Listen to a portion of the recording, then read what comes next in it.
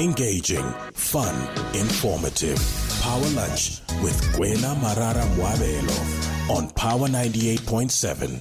25 minutes to 2. Guys, have you ever had I wouldn't say it's instant karma, ne? So Aziza offered me something to eat earlier on before the show started. Kadiswenkela, ne? Now I'm hungry. And also because I'm used to us having food Kadi Fridays. Now I'm so hungry. And then there's still about an hour and a half to go on the show. Ish. Let's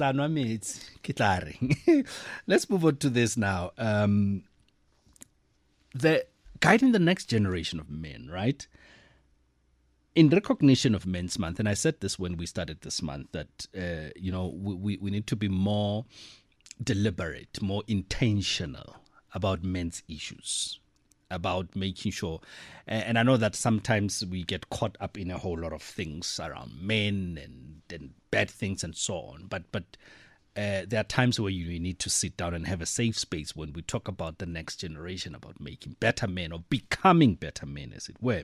So today, we are honored to have host a conversation on guiding the next generation of men, featuring none other than Seth Mazibuko, a former student leader of the 1976 Soweto Uprising and lifelong advocate for youth and community empowerment. Seth Mazibuko embodies a rare blend of struggle-era resolve and contemporary mentorship. He is at the forefront of shaping how men understand identity, responsibility, and purpose today. As we lead up to the 7th South African Heroes Awards 2025, where he's set to receive the Leader of Influence Award, this discussion is not just about his past. It's about how his legacy informs what it means to be a man now and into the future.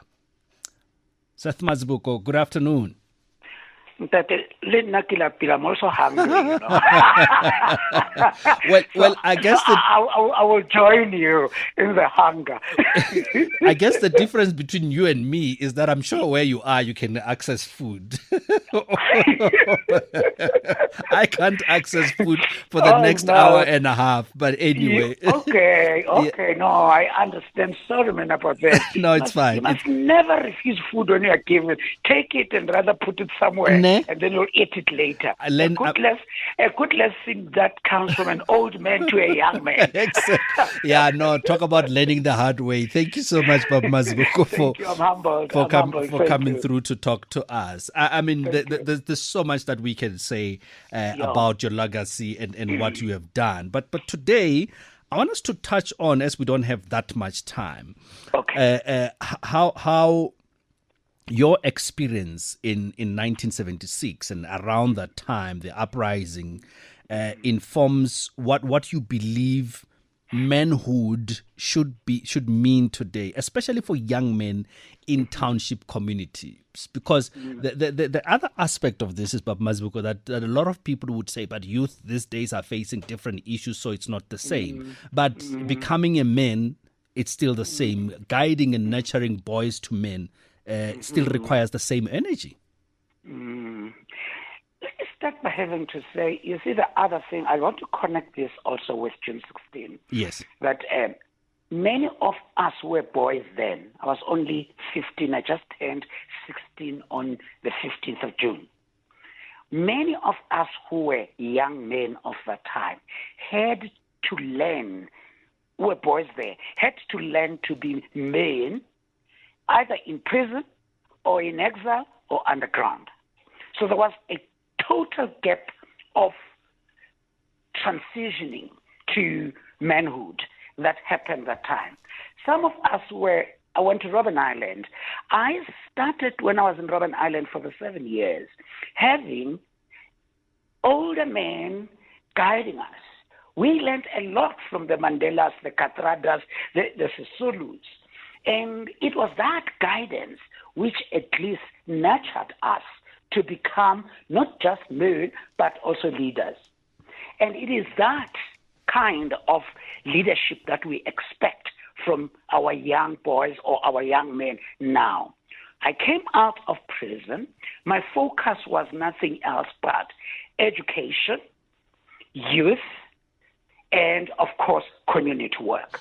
We have a lot of activities that we do with young men, and not just sitting down, and being young men. Take them out for a picnic with other bontate babang, and then we sit down and talk, not point a finger.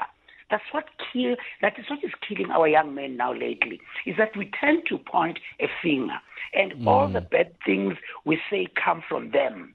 And then they internalize this, and they do become bad because you've already said they're bad. They start believing what you say to them consistently. Yeah. Say something positive to a boy child. Actually, for a boy child, say a lot that is positive. And please do a lot for that boy child to become a good man. We have single fathers that we are talking to. It's actually single young fathers that we are interacting with on issues family.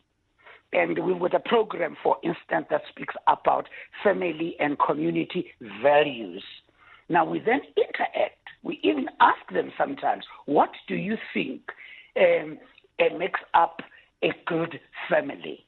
And you'll be surprised that now there are a lot of positive contributions they are making.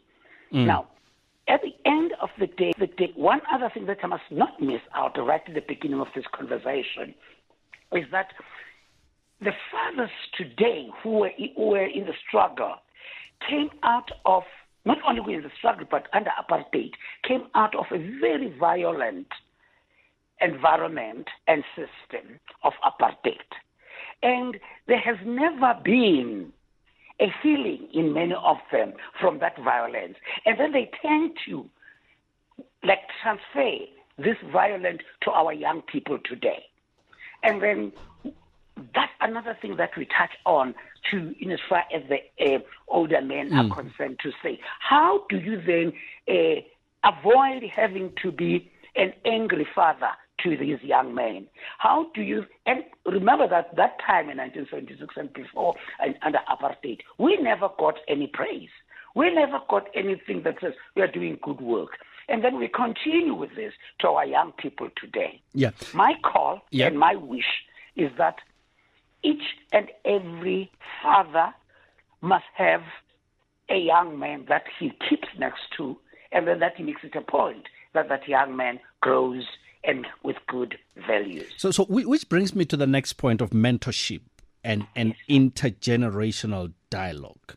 How can the older generation meaningfully mentor young men without imposing? Because I think the other big issue is that, this younger ones think they know better again. So, 2000. Yes, they think they know better. So how can we get that right without, and you basically touched on it a little bit, that, without imposing, without sounding like you're dictating to them, but showing the light, as it were. We have a lot of young people we hold a lot of intergenerational dialogues, and we are sort of, uncomfortable with this, that actually we use a lot now lately, of putting people into corners. These are women. These are men. These are youth. And all that. I have a slight problem with that, because that doesn't help us, that it doesn't help our social cohesion. And it then tends to point fingers on them. This pontification is the one that also kills us. So our, most of the time, intergenerational conversation, we even call them courageous conversations, and that are candid.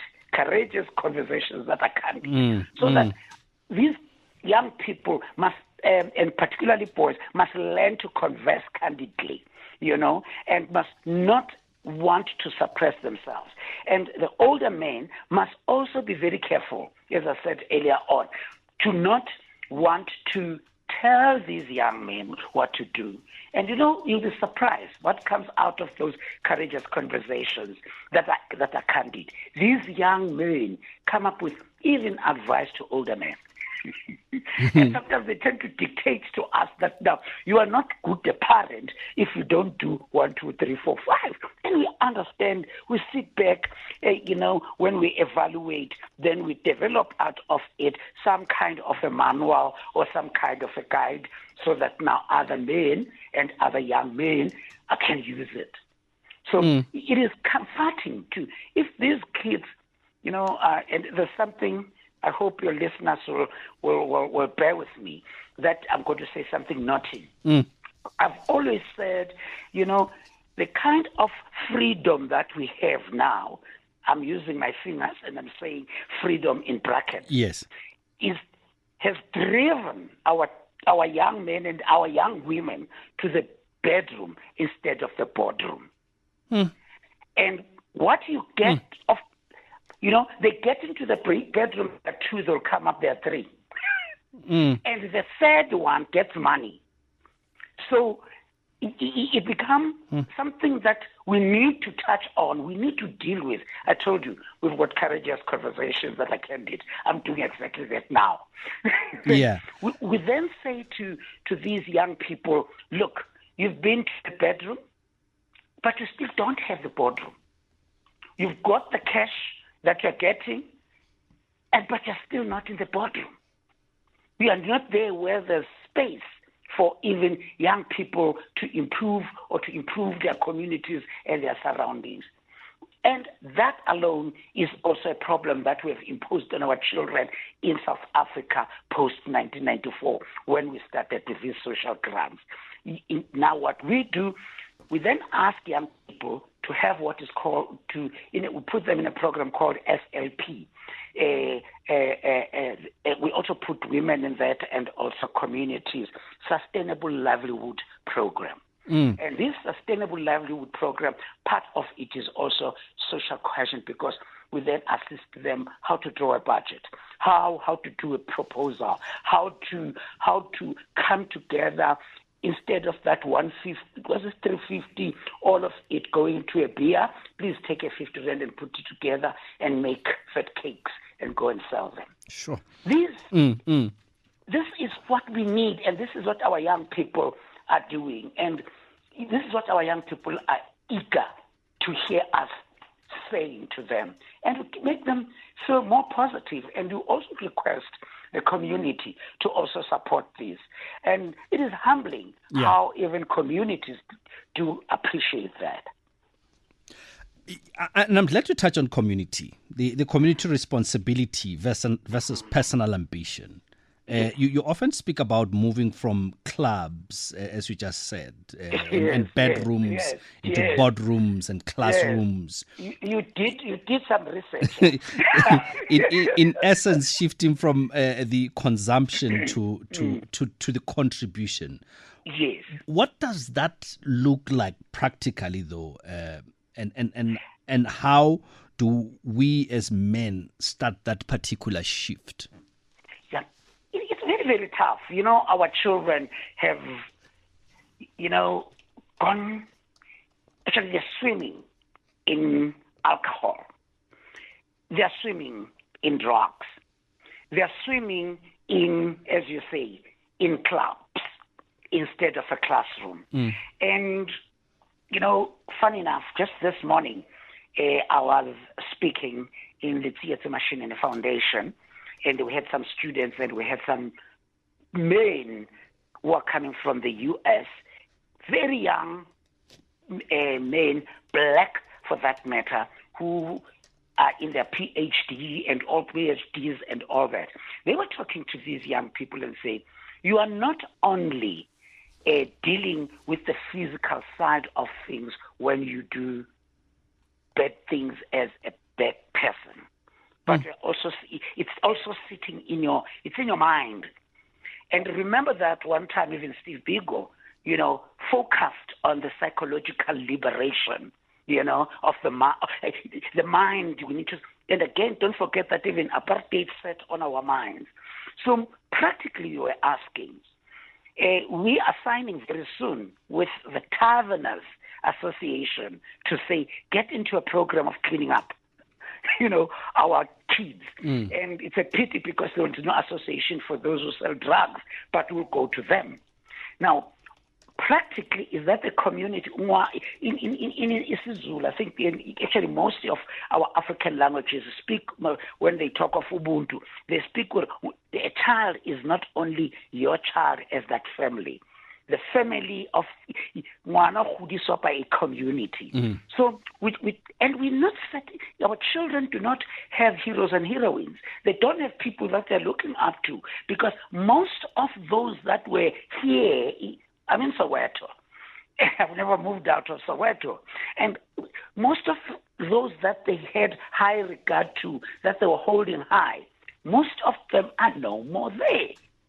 If not in Parliament, they're busy with their PEEs. So at least those 2 or 3 who are there, please, let us guide our young people in the right direction. But and maybe now that you talk about government and BEE, why are we struggling with getting, in brackets, good leaders as South Africa? What happened? I know that I hope some party won't fight with me when I tell you that we have most of the leaders, I'm even talking about the leaders now, most of the leaders are in court or in commissions and being investigated. And these are the people that our children should be looking up to. Some of them dressing very beautifully. You know what I'm talking about. Huh? I didn't say that. Huh? Don't get us in trouble, Bob Mazbuk. No. Shut my mouth. Okay. I know that I talk too much. But look at the number of those leaders who come from the dust of Soweto or from dust of some places. They are more in the corruption cases than they are even in the political cases. They're not. The example that our children see is a microwaved way of getting things. We want them quick, and then we want them now, and then these people, unfortunately, they're not even there in the space, except the space called the TV, radio, and all that. And when they listen to them speak, there's a case of corruption. And so our people, Tokyo Sekhwale said something very interesting at some point. He said, when we were in exile, when we were in the bush, when we get some donations of clothing, we will share them amongst ourselves as cadres. But since after 1994, let me tell you, we hate each other as though we were not together there. Now we are busy interested in our pockets instead of becoming interested in our people.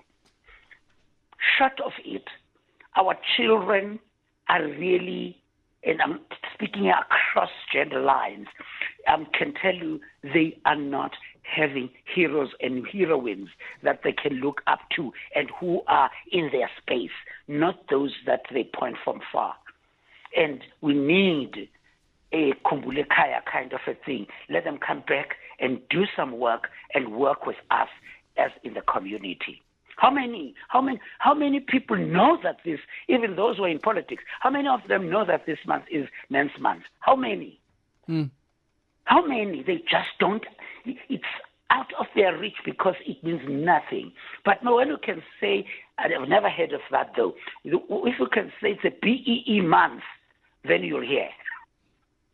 They'll be loud. Yeah. Some real deep conversations that we need to have.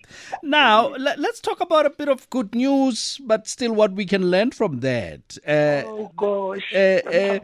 This young man called Seth Mazbuko is receiving the Leader of Influence Award so for the 2025 South African Heroes Awards. Yes.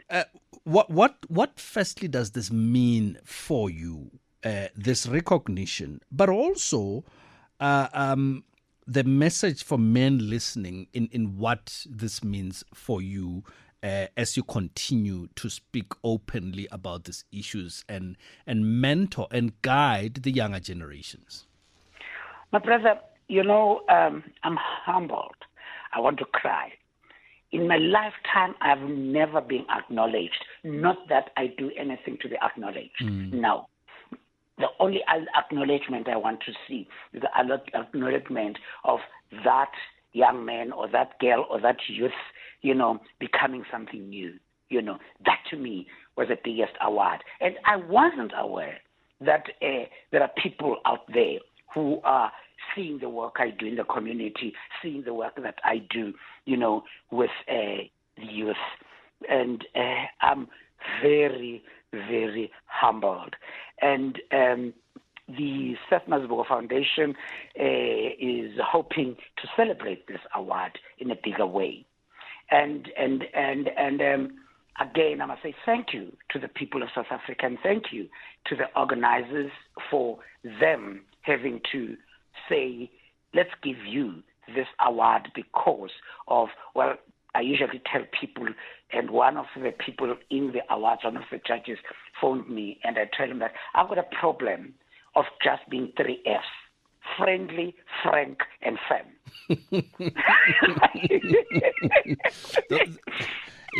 Those are good Fs to give. So that if you want to define Seth, he is between the 3 Fs. Yeah. But I've said, because of the firmness and the frankness, I end up being not appreciated by some other leaders. You know what I mean? So I get isolated. I get the glory that goes with a leader, if there's any. I tend to be ostracized and all those things. But my comfort are the people that I work with, are these young people that I work with that do not even forget to say thank you. And when I get this award, I will definitely, God give me money, as long as it's not BEE money, but just let me get money to celebrate this with these young people. And it is an award that they've contributed a lot. And my community, also the community I work with nationwide or in Soweto, thank you, thank you, thank you.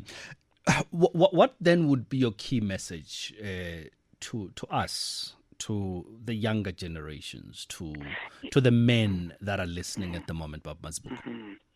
I always say, Puti, I told you that at age 15, I got arrested at 16, and then from there, I went to Robben Island. I usually say to young people, guys, in 1976, we threw stones, and we did very well. And after that, some of us went to Robben Island, were breaking stones in a quarry. And now, it's no more time. This is a message to young men and everyone. This is no more time of throwing stones. You have to throw yourself when you're throwing stones now. But it is the time of gathering stones and rebuilding, reconstructing yourself and your community. Focus now on stone gathering. And us, as your fathers, should assist you to find these stones that we're throwing around and say, that stone is better, so that we can be able to come together and rebuild the communities, the families, the South Africa we want. So stone gathering is the message. But Mazibuko, just before you go, I've got Angela on the line. Angela, you literally have 30 seconds. Please go for it. Isn't it amazing? Isn't it so wonderful and fulfilling, so profound to hear one of the selfless leaders? When this brother, Seth Mazibuko, talks, you don't look back. And wherever he is, he doesn't have to look back because he knows he's lying. He knows he's speaking the truth. And we are witnesses. We've never heard even one name of Seth Mazibuko being counted in everything. So I'm just grateful and thankful to God to have such leaders who are still standing today and speaking the truth and still building our nation. Very few are counted, people who were selfless leaders who went to exile and fought for this struggle. Today we can't even look at them in the eyes. We fight with them on daily basis. I'm grateful, Kwena, for this moment, and I hope South Africa is listening. The youth is listening. Our kids are listening. Us as parents, we are listening, because there's a lot of work that we need to do to our kids for the future, better future of this country. Thank you very much. God bless you. Thank you. Oh, I'm so humbled, Mama. I'm so humbled. Thank you. Thank you, sir. Thank you. God bless you. Thank too. you, Angela. Mazibuko, we're going to have to leave it there. We're out of time, but thank you so much for making time. Always a pleasure speaking to you. You're very welcome. Thank you very much. God bless. Seth Mazibuko, a legend in his own right, still continues to mentor and guide the future generations.